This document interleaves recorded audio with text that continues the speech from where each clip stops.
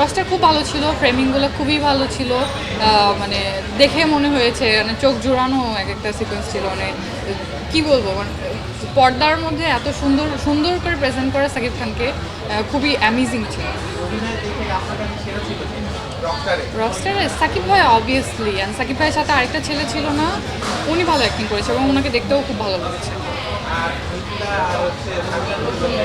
সাবিলা আপুকে অনেক innocent and স্নিগ্ধ একটা বিষয় ছিল সাবিলা আপুর মধ্যে, আর নিখিল আপুকে অনেক অ্যাট্রাকটিভ লেগেছে অফকোর্স, ভালো ছিল।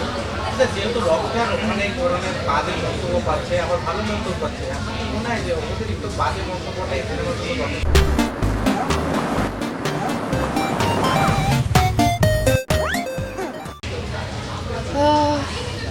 এখন এটা তো ডিপেন্ড করে এক একটা মানুষের উপরে যে কোন সিনেমা কার কাছে কেমন লাগছে। আর এখন যেটা আপনার কাছে ভালো লাগবে সেটা আমার কাছে হয়তো বা নাও ভালো লাগতে পারে।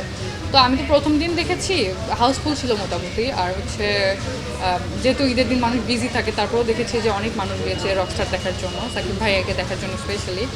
সো এটা একটা ডিফারেন্ট স্টোরি ছিল, একটা হচ্ছে রকস্টারের লাইফ জার্নি ছিল। সো আমার কাছে ভালো লেগেছে।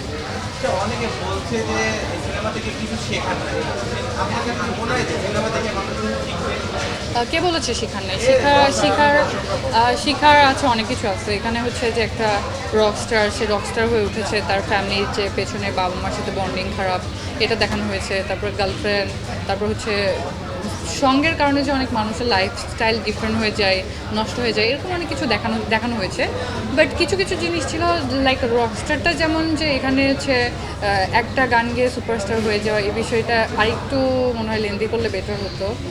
আমি নো ওয়ান টু জাস্ট। তারপরে হচ্ছে আমার কাছে মনে হয়েছে অ্যাজ এ ভিউয়ার আরেকটা যেটা মনে হচ্ছে যে সিঙ্গারটা যেহেতু সাকিব ভাইকে নিয়ে প্রেজেন্ট করা হয়েছে এবং একটা রকস্টার দেখানো হচ্ছে, আমরা রকস্টার বলতে হচ্ছে জেমস ভাইকে বুঝি, তো হচ্ছে প্লেব্যাক মিউজিকগুলো জেমস ভাই করলে আরও বেটার হতো, বা নোবেল ম্যান করলে ভালো হতো আমার কাছে মনে হয়েছে। যেরকম আমরা আশিকি টু, তারপর সাইয়ারা মুভিতে আমরা গান দেখেই পাগল হয়ে গেছি, তো এরকম ভাইব রকস্টারে ছিল।